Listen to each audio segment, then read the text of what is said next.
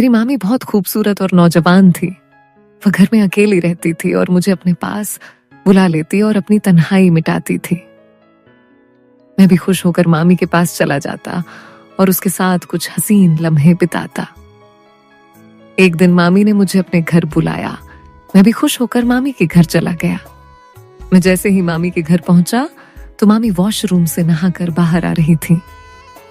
जैसे ही मैंने मामी को देखा तो मेरे होश ही उड़ गए। मामी ने मुझे अपना वो दिखाकर, दोस्तों इस कहानी में आपको भरपूर मजा आने वाला है, तो वीडियो को लाइक कर दीजिए और चैनल को सब्सक्राइब कर लीजिए ताकि हम ऐसे ही स्टोरी लाने के लिए मोटिवेट रहे। सफा, मेरी मामी मोनिका सच में बहुत ज्यादा खूबसूरत थी। उन्हें देखकर कोई कह ही नहीं सकता था कि वो शादीशुदा है। उस वक्त सीन ये था कि मैं अपने मामू के घर रहने आया था। मम्मी पापा किसी काम से देश से बाहर जा रहे थे। जब मामू हम लोगों को छोड़ने एयरपोर्ट आए तो उन्होंने पापा से जिद पकड़ ली कि समीर को हमारे घर छोड़ जाओ। पापा ने उन्हें बहुत मना किया, कहा कि अरे अब समीर बड़ा हो गया है, अपना ख्याल खुद रख सकता है। लेकिन मामू नहीं माने। उन्होंने पापा को जैसे तैसे राजी कर ही लिया और सच कहूं तो मेरी तो दिल की मुराद पूरी हो गई। मेरे पास एक पुराने खाली पड़े घर की चाबी भी थी जिसे मैं अपने दोस्तों के साथ पार्टी के लिए इस्तेमाल करता था। लेकिन मामी के घर रहने का मजा ही कुछ और था। मामी मोनिका और मेरे मामा की शादी को 10 साल हो गए थे। जब उनकी शादी हुई मैं कोई 10 साल का था, मगर मुझे याद है मैं तब भी मामी को देखकर बहुत खुश होता था। वो सिर्फ खूबसूरत ही नहीं थी बल्कि उनकी आवाज बहुत मीठी थी और उनका फिगर एकदम कमाल का था। मामा और मामी की जोड़ी सब मिसाली समझते थे, पर अब तक उन दोनों का कोई बच्चा नहीं था। वो दोनों इसे अपनी किस्मत समझकर सब्र किए हुए थे। मामा मामी में प्यार बहुत था और मेरा अंदाजा था कि मामा ने उनके साथ कई हसीन रातें गुजारी होंगी। शादी के बाद मामी का बदन और भी दिलकश हो गया था। खूबसूरत तो वो पहले से ही थी, मगर अब उनके जिस्म का हर हिस्सा जैसे अपनी तरफ खींचता था। एक दिन जब मामी घर की सफाई कर रही थी और मैं टीवी देख रहा था, तब मामी ने मुझसे पूछा, समीर बेटा आज कॉलेज नहीं जाना क्या? मैंने दिल ही दिल में मामी को बेटा बुलाने पर बुरा मानते हुए कहा, नहीं मामी, सेमेस्टर खत्म हो गया है ना, इसलिए 1.5 महीने की छुट्टियां हैं। मामी ने सिर हिलाया और झुककर मेज पर कपड़ा मारने लगी। पर मामी का वो सब देखकर मुझे समझ नहीं आ रहा था कि क्या करूं और क्या ना करूं। मुझे मामी के घर आए हुए 2 दिन गुजर चुके थे। रात को खाने की मेज पर मामू ने मामी से कहा कि उन्हें 20 दिन के लिए लाहौर जाना है। बोले कि अगर ज्यादा दिनों के लिए जाना होता तो वो मामी को भी साथ ले जाते, मगर इस दफा मैं मामी के घर पर था तो उन्होंने अकेले जाना ही ठीक समझा। मामा के जाते ही मैंने मामी का रूटीन और उनकी आदतों का अच्छी तरह से अभ्यास करना शुरू कर दिया। मैंने देखा कि वो चाय बहुत ज्यादा पीती हैं और चाय में दूध बहुत डालती है, जबकि मुझे डब्बे वाले दूध की आदत थी। अगले दिन मैं अपने दोस्तों के साथ ऑनलाइन गेम खेल रहा था और हम एक दूसरे के साथ भद्दी बकवास और मजाक कर रहे थे। मेरी बातें सुनकर मामी बहुत हैरान हो गईं। फिर उन्होंने मुझे आवाज देकर अपनी मौजूदगी का एहसास दिलाने की कोशिश की, मगर हेडफोन और म्यूजिक की वजह से मुझे कुछ सुनाई नहीं दे रहा था। वो मेरी गंदी बातें काफी देर तक सुनती रहीं और फिर उठकर अपने कमरे में चली गई। शाम को मैं दोस्तों के साथ बाहर जाने लगा तो मामी को बताने के लिए उनके कमरे की तरफ गया। मेरे जहन में उस वक्त कुछ खास नहीं था। फिर मैं वापस आकर बेड पर लेट गया। थोड़ी देर बाद मैंने कहा, मुझे चाय पीनी है मामी। मामी ने मुस्कुरा कर कहा, क्यों नहीं मेरे बच्चे, बस 2 मिनट में फ्रेश होकर आती हूँ, फिर बना देती हूँ। वो उठकर बाथरूम की तरफ चल गई। मैं गैलरी में आकर बैठ गया और सामने लॉन और फूलों को देखने लगा। एक फूल मुझे बहुत पसंद आ गया। मैंने उसे करीब जाकर देखा और फिर उसे तोड़ लिया। मामी मुझे आवाज दे रही थी। मैंने जवाब दिया, मैं बाहर हूं। तो वह हाथ में ट्रे लेकर बाहर आई जिसमें 2 कप चाय थी। उन्होंने एक कप मुझे पकड़ाया और दूसरा खुद उठाकर मेज पर रख दिया। मैंने वो फूल जो हाथ में पकड़ा हुआ था मामी की तरफ बढ़ा दिया। उन्होंने मुस्कुराकर फूल मेरे हाथ से ले लिया और कहा, शुक्रिया मेरे बच्चे। बस मेरे सारे अरमानों पर पानी पड़ गया था। मैंने मामी की तरफ देखा और कहा, मामी बोर नहीं होती हैं आप? सारा दिन घर में रह रहकर मैं तो बोर हो गया हूं। हम कहीं बाहर घूमने चलते हैं। मामी ने कहा, नहीं समीर, मैं तो तुम्हारे मामा के साथ हर जगह जाती हूँ, लेकिन मैं उनके बगैर कहीं नहीं जाती। मैं खामोश होकर चाय पीने लगा। रात के खाने के बाद मैंने एक मूवी लगाई और बैठकर देखने लगा। मामी भी मेरे पास आकर बैठ गई और मूवी देखने लगी। मामी ने जब देखा कि ये वही बकवास हो रही है जो मैं दोपहर को गेम खेलते वक्त कर रहा था, तो उन्होंने कहा, अच्छा, तो सारी गालियां और बकवास तुमने यहां से सीखी है? वो बोली, बेटा, ये तो बहुत गंदी बात है। तुम बहुत गंदी जबान इस्तेमाल करते हो। शर्म से मेरे पसीने छूट गए। मामी ने फिर से कहा कि मैं तुम्हारे पापा से बात करूंगी कि तुम पर नजर रखें। तुम हाथ से निकलते जा रहे हो। मैंने नजर उठाकर देखा और मामी से कहा, गलती हो गई मामी, मुझे माफ कर दे। पर क्या करूं? सभी लड़के इसी तरह की मूवी देखते हैं। मुझे भी उन्हें जवाब देना होता है, तो इस तरह की बातें मुंह से निकलती हैं। मेरी बात सुनकर मामी हंसने लगी और बोली, डरो मत, मैं किसी से कुछ नहीं कहूंगी। मुझे पता है कि तुम लड़के इस तरह की बातें करते हो। अच्छा ठीक है, और कोई मूवी लगाओ। ये क्या लगाया हुआ है? मैंने मामी से पूछा। मामी, मैं कौन सी मूवी लगाऊं? उन्होंने कहा, कोई इंडियन मूवी लगाओ। मैंने कोई इंडियन मूवी लगा दी। मामी मूवी देख रही थी और मैं चोरी चोरी मामी को देख रहा था। मामी ने अपनी एक टांग उठाकर दूसरी टांग पर रखी और सोफे की टेक और बाजू से लगकर आराम से बैठ गई। फिर मैंने भी अपनी एक टांग उठाकर अपनी दूसरी टांग पर रखी। मुझे लगा कि मामी ने मेरी इस हरकत को नोट किया है और उनके चेहरे पर हल्की सी मुस्कुराहट आ गई। मैं भी मामी की तरह दूसरे कोने पर बैठा हुआ था। फिर मामी ने मुस्कुराते हुए अपनी पोजीशन सही की और मैंने भी उनको देखा और सही होकर बैठने में ही बेहतरी समझी। मामी हंसने लगी और बोली, समीर, तुम मेरी नकल उतार रहे हो? मैंने उनकी तरफ देखकर सिर हिलाया तो उन्होंने थोड़ा सा गुस्सा करते हुए कहा, तुम मुझे क्यों तंग कर रहे हो? मैंने मुस्कुरा कर कहा, आपको तंग करना मुझे अच्छा लगता है। वो बोली, क्यों?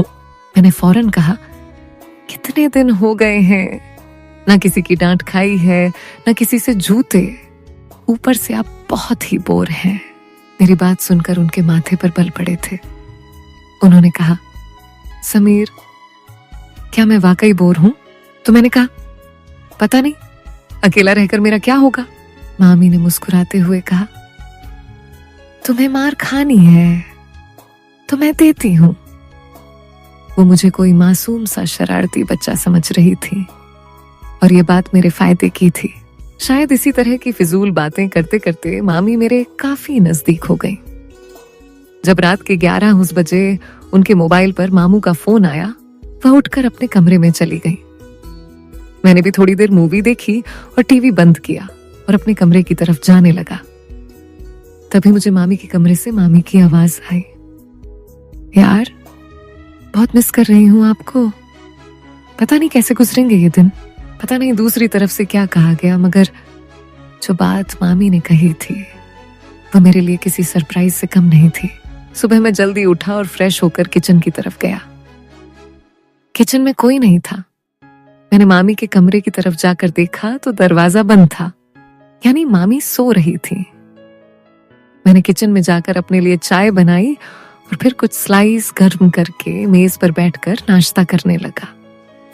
मैं नाश्ता कर रहा था तभी मामी के कमरे का दरवाजा खुला। वह बाहर निकली। मुझे देखकर थोड़ा सा शर्मिंदा होते हुए कहा, रात को नींद नहीं आई, बहुत देर से सोई थी, इसीलिए सुबह जल्दी नहीं उठ सकी। मैंने मुस्कुरा कर कहा, कोई बात नहीं, आपको नाश्ता करना है? चलो आज आपका नाश्ता मैं बना देता हूं। वो बोली, तुम और नाश्ता? वाह क्या बात है। मैंने कहा, फ्रेश होकर आए, मैं नाश्ता बना देता हूं, फिर बात करेंगे। मामी ने सिर हिलाया और मुस्कुराती हुई दोबारा अपने कमरे में चली गई। तो मैंने कहा, मामी आपको नाश्ते में क्या पसंद है? मामी ने कहा, तुम जो भी बनाओगे मैं खुशी से खाऊंगी। मैंने दोबारा सिर झुकाया और कहा, जैसे आपकी मर्जी, और मुड़कर किचन की तरफ गया। नाश्ता बनाकर किचन से आया और मामी को आवाज लगाई। मामी हॉल में आई और कुर्सी पर बैठ गई। मैंने कहा, मामी आपका नाश्ता तैयार है, और ट्रे उनके सामने रख दी। मामी मेरी तरफ देखकर मुस्कुरा रही थी। मामी ने मेरे सिर पर हाथ फेरा और मेरे बालों को खराब कर दिया। मैंने मामी का हाथ पकड़ लिया जो मेरे सिर पर था और कहा, मामी आपने मेरे बालों का स्टाइल खराब कर दिया। मामी ने प्यार से मेरे गाल पर एक हल्का सा थप्पड़ लगाया और कहा, कुछ खराब नहीं हुआ, आराम से बैठो और नाश्ता करो। मामी ने नाश्ता किया और कहा, समीर तुम्हारा बहुत शुक्रिया, चलो हम दोनों पक्की दोस्ती करते हैं। आज बहुत दिनों के बाद मैं इस तरह हंसी हूं और इतना अच्छा नाश्ता किया है। मैंने मुंह बनाकर कहा, तो क्या हुआ मामी, क्या मैं आपका दोस्त नहीं हूं? मामी ने मेरे गाल पर चुटकी काटी और कहा, दोस्त हो पर कच्चे वाले, आज पक्की वाली दोस्ती करते हैं। मैंने अपने गाल मल, आप आंटियों की तो ये बहुत गंदी आदत होती है, गाल ही लाल कर देती हैं। मामी मुस्कुराने लगी और दोनों हाथों को मेरे कानों की तरफ बढ़ाया तो मैं भागने लगा। मामी हंसते हुए मेरे पीछे भागने लगी और कहा, रुक, तुम्हें मार लगाती हूं। मैं रुक गया और अपनी कमर पर हाथ रखकर सांस लेते हुए कहा, ठीक है। फिर वह सामने पड़ी हुई कुर्सी पर बैठ गई। मैं उनके पास गया और कहा, क्या हुआ मामी? एकदम खड़ी हो गई और मेरे दोनों कानों पर चुटकी काट ली और हंसने लगी। मैंने रोने वाली शक्ल बनाते हुए कहा, आपसे तो कोई प्यार की उम्मीद ही नहीं है, आप बहुत बेरहम हो।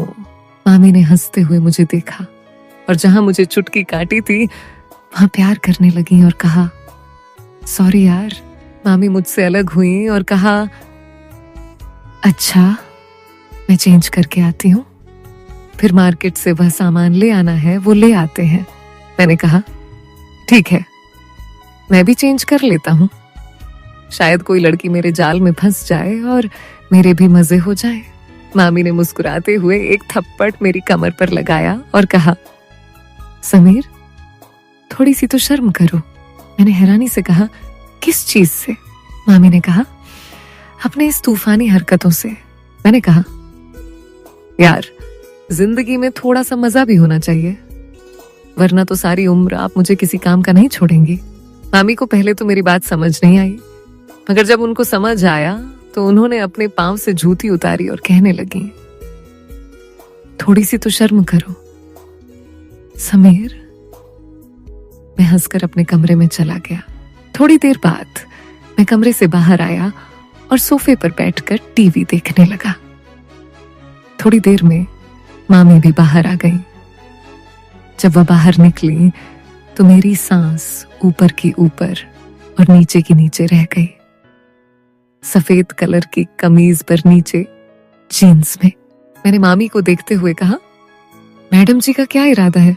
मामी ने पहले अपने आप को देखा, फिर मुझे देखते हुए हैरानी से कहा, क्यों, क्या हुआ? मैंने दिल पर हाथ रखते हुए कहा, मैडम आपके दीवाने शहर में 1000 होंगे, मगर इतनी सुबह दुकान कौन खोलेगा? मामी को अपनी गलती का एहसास हो गया और बोली, ठीक कह रहे हो। मैंने कहा, मैडम जब आप बाहर निकलती होंगी तो लोग आपको ही देखते होंगे। मामी ने मुस्कुराते हुए कहा, समीर, थोड़ी सी शर्म कर, मैं तेरी मामी हूं। मैंने भी सिर झुकाकर कहा, ठीक है मामी। तो वह हंसने लगी और मेरे पास बैठते हुए कहा, बाज नहीं आओगे फ्लर्ट करने से? मैंने उनकी तरफ देखते हुए कहा, कौन बदकिस्मत आपसे फ्लर्ट करना चाहता है? मामी ने मुस्कुराते हुए कहा, माफ कर यार। थोड़ी देर की खामोशी के बाद मामी मेरे करीब आई और बोली, सच में तेरी कोई गर्लफ्रेंड नहीं है? मैंने उनकी तरफ देखा और कहा, कोई आप जैसी मिली नहीं, वरना उसे गर्लफ्रेंड क्या, अपनी लाइफ पार्टनर बना लेता, चाहे पापा को ही क्यों ना समझाना पड़ता। मामी ने मुस्कुराते हुए कहा, मैं अच्छी लगती हूँ आपको? तो मैंने भी फिर किसी आशिक की तरह सिर झुकाकर हल्का सा कहा, बहुत ज्यादा मामी। मामी ने कहा, तू बाज नहीं आएगा? मामी ने कहा, समीर दूध ले आओ, खत्म हो गया है। मैंने सिर हिलाया और मार्केट की तरफ चला गया। वापस आकर दूध के बर्तन को फ्रीजर में रखा और मामी को बताने उनके कमरे में गया। पर सामने जो मंजर था वह पागल कर देने के लिए काफी था। मामी शायद नहाकर निकली थी और यह वक्त मुझ पर कहर बरसा रहा था। मेरी हालत ऐसी हो गई थी कि टांगों में जान ही ना रही। मैं पलटने वाला था कि मामी ने आवाज देकर पूछा, ले आए हो दूध? मेरे हलक से तो जैसे आवाज ही नहीं निकल रही थी। मैंने सिर हिलाया तो मामी आहिस्ता आहिस्ता कदमों से चलती हुई मेरी तरफ आई और मेरे चेहरे के नीचे हाथ रखकर कहा, क्या हुआ समीर? मैंने चेहरा ऊपर उठाया और उनकी आंखों में देखते हुए कहा, कुछ नहीं मामी।